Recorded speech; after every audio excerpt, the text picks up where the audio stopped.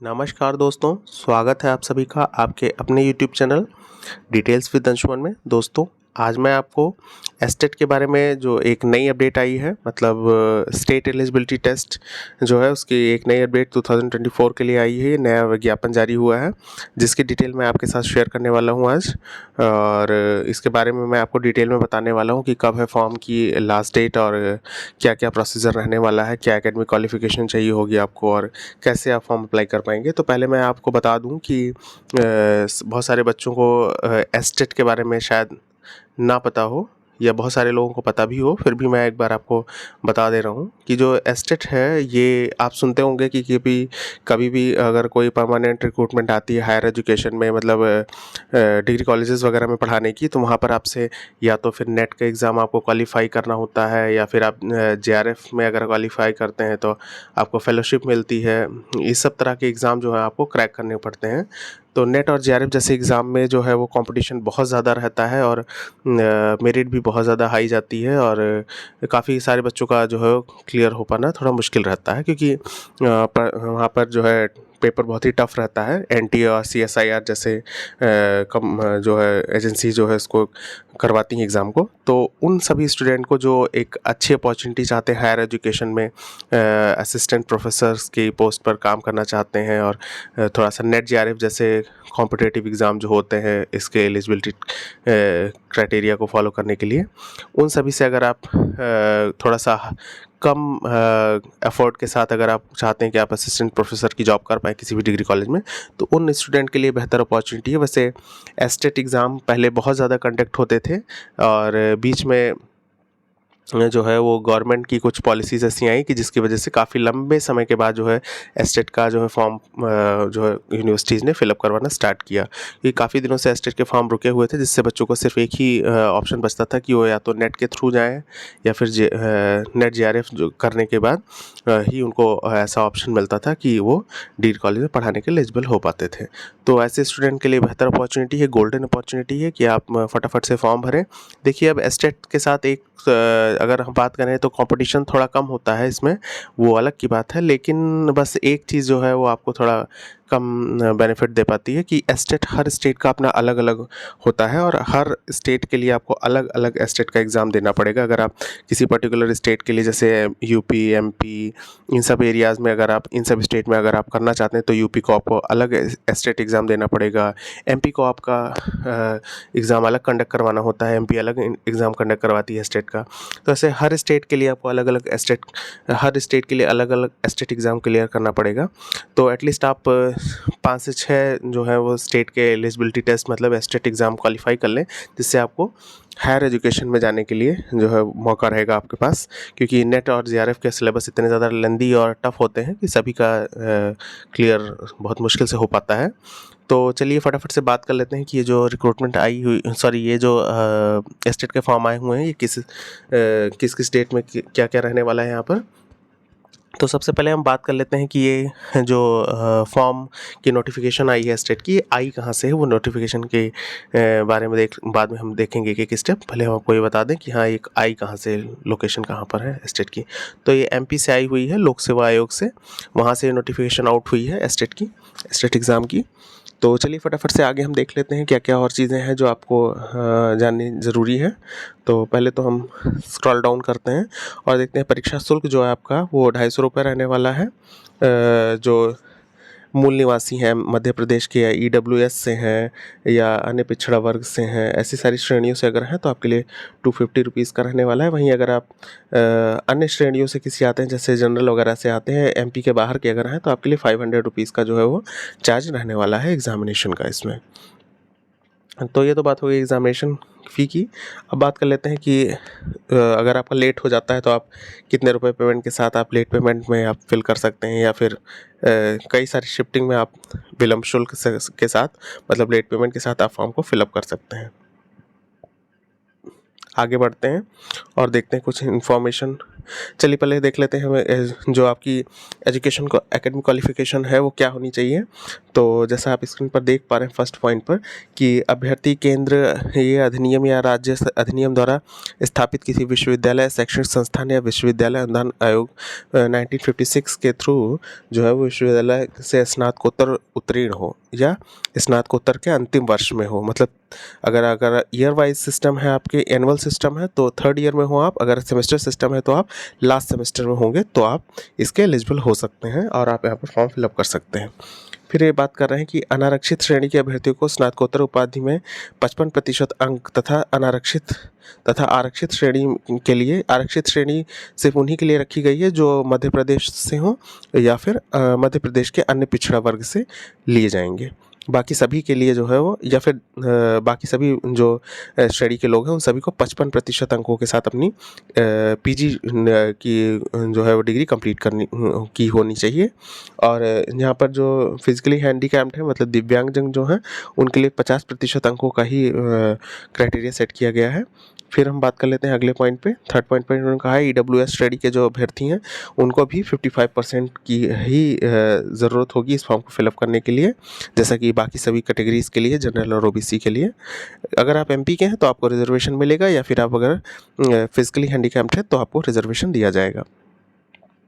अब हम बात कर लेते हैं कि आगे क्या इन्होंने बताया। ऐसे तो बहुत ढेर सारी डिटेल इन्फॉर्मेशन देने में काफ़ी लंबी वीडियोस हो जाएंगी। मैं फटाफट से कोशिश करता हूँ कि जो जो इंपॉर्टेंट चीज़ें हैं उनको कवर कर दूँ। बाकी आपको मैं लिंक जो है वो डिस्क्रिप्शन बॉक्स में डाल दूँगा, आप वहाँ से जा कर के नोटिस जो है डाउनलोड कर लेंगे, या मैं अभी आपको बता भी दूँगा कि आप कैसे जा कर के देख सकते हैं वेबसाइट पर इनकी।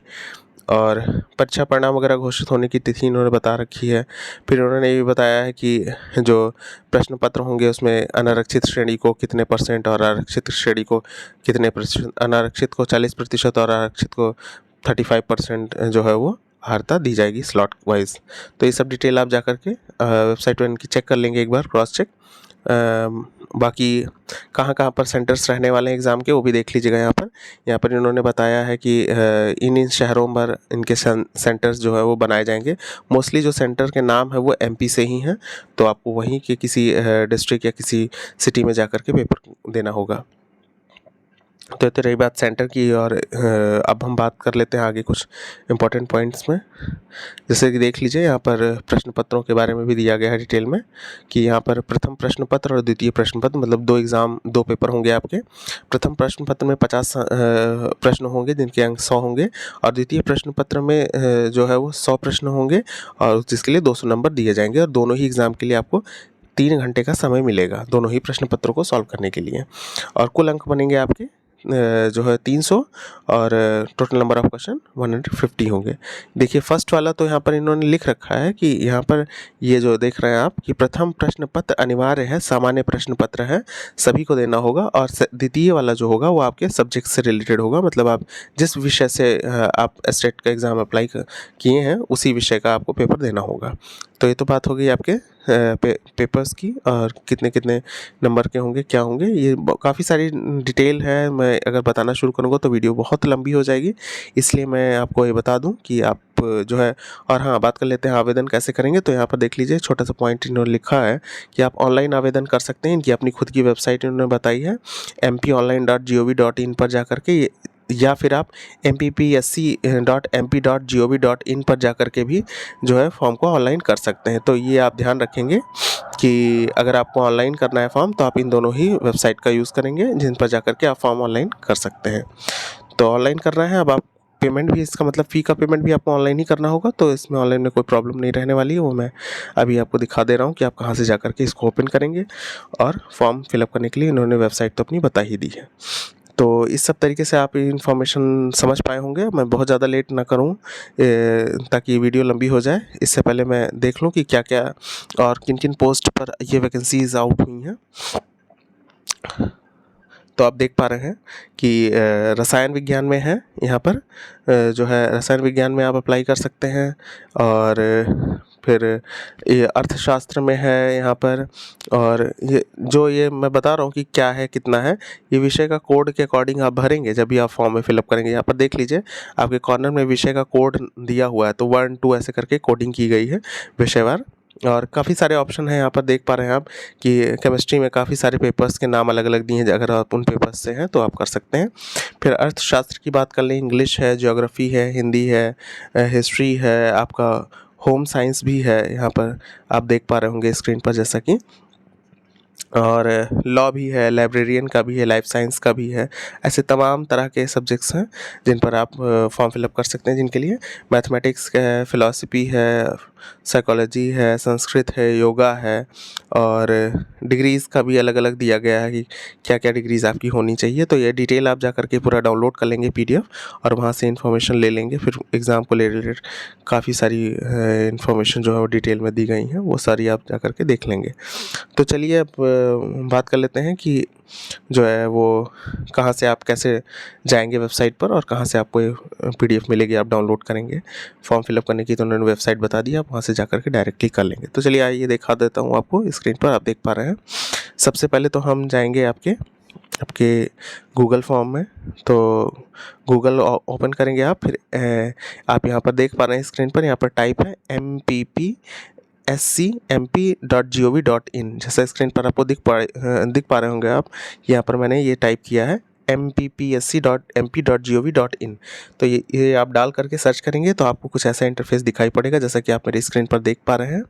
और ऐसा इंटरफेस देखने के बाद आप नीचे स्क्रॉल डाउन करेंगे, और स्क्रॉल डाउन करने पर आप देख पा रहे हैं थोड़ा सा साइट जो है वो थोड़ी स्लो चल रही है, जिसकी वजह से थोड़ी दिक्कत आ रही है।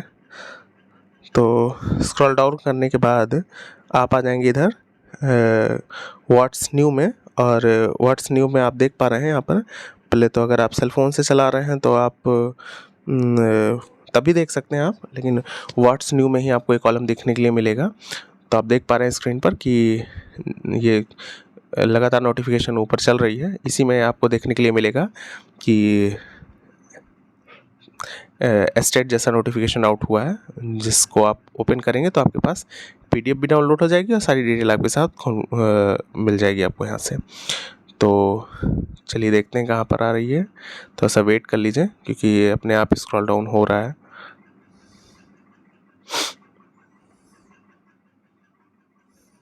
अभी तत्काल की है ये नोटिफिकेशन, तो इसलिए इस फर्स्ट नंबर पर ही होगा, और एडवर्टीज़मेंट देखने के लिए मिलेगा आपको। ये देखिए यहाँ पर आ गया, ये आप यहाँ से ऐसे क्लिक करेंगे तो इस तरीके से आपका PDF में खुल करके आ जाएगा, और अब डाउनलोड कर लेंगे। मैंने ऑलरेडी डाउनलोड कर रखा है, इसलिए मेरे साथ कुछ ऐसा इंटरफेस दिखाई पड़ रहा है।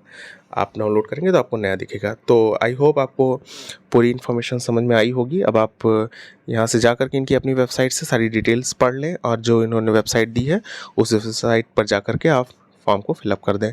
और एटलीस्ट आप के पास बेहतरीन अपॉर्चुनिटी है, आप 3 से 4-5 स्टेट का आप स्टेट क्वालिफाई करके रखें, जिससे कि आप वहाँ के लिए अगर कोई हायर एजुकेशन में कोई वैकेंसी आती है तो अगर आप स्टेट क्वालिफाइड हैं तो आप उसके लिए अप्लाई कर सकते हैं। तो इसी तरह की और भी वीडियोज़ के लिए, चाहे वो जॉब से रिलेटेड हो या किसी और पर्टिकुलर फ्यूचर से किसी करियर से रिलेटेड हो, तो ऐसी इन्फॉर्मेशन पाने के लिए आप हमारी वीडियो को जो है हमारे चैनल को सब्सक्राइब कर लीजिए और वीडियो को लाइक कर दीजिएगा, और अपना प्यार जो है यूँ ही देते रहिए इस चैनल को। आपके लिए मैं हमेशा नई नई लोकेशन से जॉब लेकर के आता रहता हूँ, चाहे वो प्राइवेट की हो या गवर्नमेंट की हो, या किसी भी तरह की कोई नोटिफिकेशन आती है गवर्नमेंट से रिलेटेड तो वो भी मैं देने की पूरी कोशिश करता हूँ। तो आप सभी का मेरे चैनल पर आने के लिए बहुत बहुत शुक्रिया, और आशा करता हूँ कि आपको वीडियो पसंद आई होगी। वीडियो को लाइक करना और चैनल को सब्सक्राइब करना ना भूलें।